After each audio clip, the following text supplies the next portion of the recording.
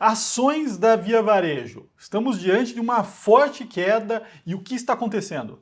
Tem risco de quebra nas ações da Via Varejo? Bom, esse é o tema do vídeo de hoje, pessoal, mas antes de começar, dá um like. Se você não é inscrito no canal, inscreva-se e comentem. Vocês têm ações da Via Varejo? Investem ou não? Eu vou sortear uma garrafinha da Levante e um livro, O Príncipe. Para participar, basta comentar. O resultado sai na próxima terça-feira, às 9h30 da noite, no meu Instagram, nos stories, então comente. E vamos lá, né, pessoal? Via Varejo, as ações da Via Varejo estão num momento de forte queda. E hoje, né, saiu o resultado ontem, conference call hoje pela manhã. A empresa, né, a ação reagiu um pouco mal, mas o ponto é, o que está acontecendo? Existe algum risco nas ações da Via Varejo? Então, hoje eu vou fazer essa análise. Vou colocar aqui para vocês, né, o gráfico da Via Varejo. A gente viu que as ações chegaram a mais de R$20 no finalzinho de 2020, naquele movimento de alta das ações de e-commerce, né? E depois disso desmoronaram, agora nesse momento aqui, a R$3,20, e no resultado do terceiro trimestre do 2021, né, em novembro, eu fiz um vídeo aqui, e eu tenho uma casa de análise independente, né, dou recomendações. Fiz um aporte na Via Varejo, né? Naquele momento as ações estavam na casa dos R$6,22, comprei 40 mil ações e as pessoas me perguntam se eu tenho posição ou não, o que fazer? A questão é, tenho, mantive essa posição, estou com um prejuízo de 48%, né? Um pouco mais de R$120 mil nessas ações, e o que fazer, tá? Então hoje eu vou mostrar aqui esse resultado e quais são os pontos importantes e uma análise que a gente tem que fazer. O que justifica, ou o que o mercado tem colocado, né? O que está implícito numa queda tão forte da Via Varejo, tá? Então esse resultado que eu vou analisar, eu vou utilizar uma ótica muito mais pelo lado da liquidez, solvência, ou seja, existe risco de quebra. Essa ótica que eu vou olhar, tá? Que eu vou analisar um pouco mais a fundo aqui nesse resultado para mostrar os meus pontos aqui para vocês, porque a única coisa que justifica uma queda tão forte, já que uma empresa que não é negociada a múltiplos altos, pelo contrário, né, sofrer tanto, é um risco, né, um medo da empresa ficar insolvente, tá? Vamos lá, vou começar aqui, vou mostrar primeiro o resultado de forma breve, tá? Então aqui, os principais pontos do resultado do quarto tri de 21, né, e do ano. Então quando a gente olha GMV, né, que são o total das vendas aqui, quase 12 bi, 6,9 abaixo do mesmo período do ano passado, né? No ano, crescendo 14%, 14,9%. A gente olha para as vendas digitais, né, um aumento de 9,9% no trimestre. No ano, 38%, isso aqui é importante, né? Porque cada vez mais a Via Varejo vem trabalhando para crescer no e-commerce. A participação das vendas digitais no total, né, chegou aqui a 55,7% no quarto tri. No ano consolidado, 59,2%, estão crescendo fortemente. Um destaque para a venda do GMV no Marketplace, né, no 3P, no TRI crescendo 68%, no ano de 2021 contra 20, quase 100%, né, 97,7%. E aí quando a gente olha para o EBITDA ajustado, tá, no trimestre 734, então crescimento em relação ao ano passado, que foi 688, e no ano quase 2,5 bi de EBITDA contra 2,250, um crescimento de quase 10%. No ano de 2021, tá? Esses gráficos todos, as tabelas, os resultados, eu coloco no meu canal do Telegram, tá? Então quem quiser acompanhar, essas tabelas já estão lá, o link está aqui embaixo. Bom, olhando aqui esses principais pontos, a Via Varejo entregou um resultado ok, não tem nada fora aqui, pelo contrário, mostrou até uma melhora aqui na margem EBITDA. Depois vou mostrar as métricas aqui, mas não tem nada fora, está crescendo. Quando a gente fala do turnaround, né, que foi a mudança que ela fez daquela empresa totalmente no varejo físico para o e-commerce, para o digital, que começou lá em 2019, né? O que ela entregou? Ela mostrou isso aqui, interessante, né? O crescimento no GMV, né, de 18% no período, no 3P, que é o Marketplace, a receita multiplicou por 3,8%, vendas digitais, né, por mais de 3 vezes, vendas por canais, via app ou celular, isso chegou a 75%, né, 73%. Usuários ativos subiu de 2 para 14 milhões E ó, a nota dela, tá? O NPS dela subiu 10 pontos. Então, assim, ela entregou um turnaround, o resultado aqui que ela vem mostrando não tá ruim, pelo contrário, tá bom. Mas tem alguns pontos que acabam impactando o preço da ação, né? A gente falou sobre isso no último resultado, que era a questão dos passivos trabalhistas, e aí decorre todo o medo que os investidores têm de uma não solvência dela, mas eu acho bem improvável, e agora eu vou mostrar esses pontos aqui. E outra coisa, né? Durante esse resultado ela mostrou uma melhora, uma redução de custo, falas importantes do lado de buscar rentabilidade, ela cresceu bastante, agora me parece que ela está focada em rentabilizar tudo isso. Então, se vocês quiserem que eu comente, faça um outro vídeo mostrando todos os pontos do resultado mais operacional, vocês comentam aqui embaixo que eu faço na próxima semana. Bom, vamos começar essa análise do lado da questão da dívida dela. Vou colocar aqui para vocês a estrutura de capital dela.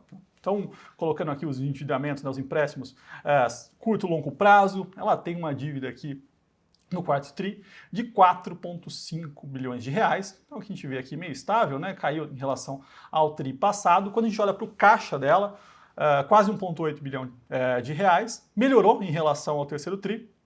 Em relação ao ano passado, teve uma queda. Aí quando a gente olha para os recebíveis de cartão de crédito, que nada mais são do que ela vendeu, imagina que ela vendeu uma TV, a pessoa parcelou em 10 vezes, 12 vezes.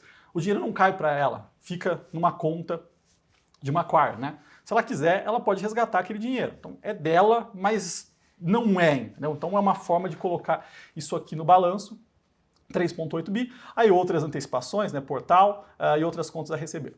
Isso dá um caixa líquido de 2,1 bilhões de reais, tá? Como é que é justo fazer essa conta? Essa conta aqui não é muito saudável você colocar as contas a receber, as antecipações aqui para calcular a dívida líquida, tá? Que o justo seria você colocar também os fornecedores fazendo dessa maneira. Então o que eu fiz aqui? Peguei as dívidas dela e coloquei o que ela tem de caixa.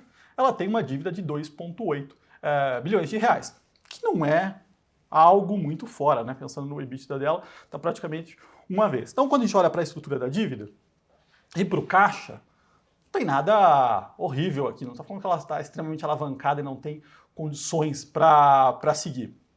E aí, quando a gente olha para o perfil dessa dívida, né? Porque você pode ter uma dívida não muito alta, mas se ela vencer no curto espaço de tempo, você vai ter que trabalhar muito para conseguir pagar isso aí ou rolar. E aí quando a gente olha, né, para o perfil dessa dívida, para o prazo que ela vai vencer, o que a gente vê? Tem um volume maior aqui no segundo trimestre de 2022, 877, e depois disso, 2023, 2024. O perfil da dívida está mais no longo prazo, né? A gente vê aqui, o ano passado, ela tinha ali uma relação de curto prazo 50 com 50 em longo prazo, isso melhorou. A gente vê aqui no quarto trimestre de 2021, 22% no curto prazo e 78% no longo prazo, tá? Então ela conseguiu fazer isso, essa mudança. Isso aqui é importante, tá? Mostra que a empresa tem capacidade. Olhando para esse balanço aqui, eu não vejo risco de solvência, tá? Lógico que seria bom ela rolar tudo pro longo, para 5, 10 anos, fazer uma capitalização aqui, talvez, sim, mas o que a gente vê aqui é longe do que o preço, né, tem refletido nas ações. E aí o que eu fiz? Né? Eu gosto muito, eu já falei que essa ação está descontada, depois vou mostrar algumas métricas, fiz aquela compra, como eu disse, e nesse momento, né, R$ 3,20, analisando esses números aqui, eu aumentei minha posição, seguindo todas as regras, né, do nosso regulador, da PMEC, da CVM, do Banco Central. Então eu faço isso de forma, com todos os disclaimers, né, todos os relatórios que saem, tem minha posição lá quando eu comprei, para não ter nenhum tipo de conflito de interesse. Não é o tipo de coisa que eu faço, né, meus investimentos são todos em líquidos, dado as regulamentações, mas nesse caso, né, como eu falei bastante via varejo para mostrar que eu estava alinhado com vocês, fiz esse aporte em novembro, estou fazendo um novo aqui, comprando mais 20 mil ações para mostrar aqui que eu estou alinhado com vocês, tá, pessoal? E pensando numa carteira, né, ela é uma posição ali onde tem upside, tem muito valor, você tem que controlar risco. E aí muita gente me pergunta, né, sobre uma carteira personalizada, sobre um acompanhamento personalizado. Eu tenho um time que faz isso, tá, aqui dentro da Levante. Então quem quiser saber um pouquinho mais sobre essa personalização de carteira, eu vou deixar o link com o WhatsApp do contato, aí o contato do pessoal, tá certo? E aí, mostrando um pouquinho mais, né, do fluxo de caixa dela, a gente vê o que? A evolução de 2021, aconteceu, né? Olhando para o fluxo de caixa operacional, foi comeu, né, 910 milhões de reais, mas quando a gente faz os aumentos dos estoques, né, que ela fez ali para se proteger, para estar bem estocada em 2021, esse fluxo de caixa operacional seria de 500 milhões positivo, mesmo com o pagamento daqueles tributos. E por quê, né? Vou mostrar para vocês aqui. Bom, então, quanto ficaria o caixa operacional dela sem esse aumento de estoques que ela fez em 2021? Para se garantir, né? Foi um momento ali onde tinha muitas dúvidas em relação à logística, ao suprimento. Ela teria um caixa operacional de 500 milhões positivo, tá? Então, mesmo com aqueles passivos trabalhistas que impactaram, né, que assustou o investidor ali no terceiro trimestre, ela teria um caixa operacional positivo. Essa variação forte de capital, de estoques, né, que ela está desfazendo nesse momento. E por quê? Se a gente olha nesse gráfico, nós tivemos aqui uma monetização de impostos. Tá? Então, a gente está falando aqui, ó, 1 bi 572. O que é isso? Ela tinha direitos de impostos a reverter e com esses passivos trabalhistas, ela conseguiu a recuperação. Então, ela praticamente que netou esse impacto que ela teve do lado dos passivos trabalhistas. E aí, quando a gente olha, né, para o plano de monetização que ela tem, ela deve monetizar, né, esses créditos fiscais por volta de 2,2 bilhões de reais em 2022. Então, ela tem quase 10 bi para monetizar de créditos fiscais e ela consegue fazer isso com esses passivos trabalhistas. Então, não é o final do mundo. Eu expliquei todos os detalhes desse negócio no terceiro trimestre, né, mostrando ali que, apesar de ter um impacto, né, um volume grande, existe um grande número de ativos aqui fiscais que ela pode netar, dado esse aumento dos passivos trabalhistas, tá, pessoal?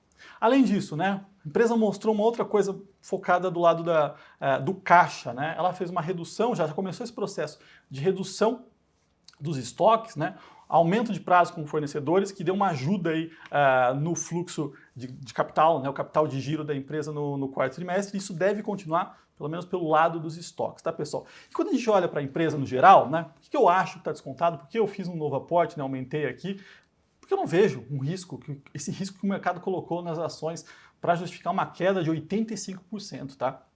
E aí a gente olha, né, o market cap dela hoje, ela vale 5 bi, praticamente 1 bi de dólar, não é nada para essa empresa.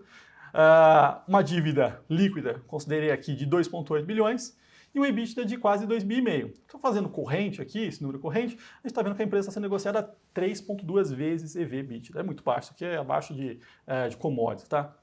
Então gosto, fiz esse aumento aqui, acho que está descontado, esses são os principais pontos, né? E como eu falei, todos esses gráficos, tabelas e outros, né? Eu coloquei já no meu Telegram, tem sorteio de livro e garrafinha, e se você quiser saber um pouquinho mais sobre a personalização de carteira, né? Que eu tenho meu time que cuida disso, o link está aqui embaixo com o WhatsApp. E se você gostou desse vídeo, dá um like, se inscreva no canal e até o próximo.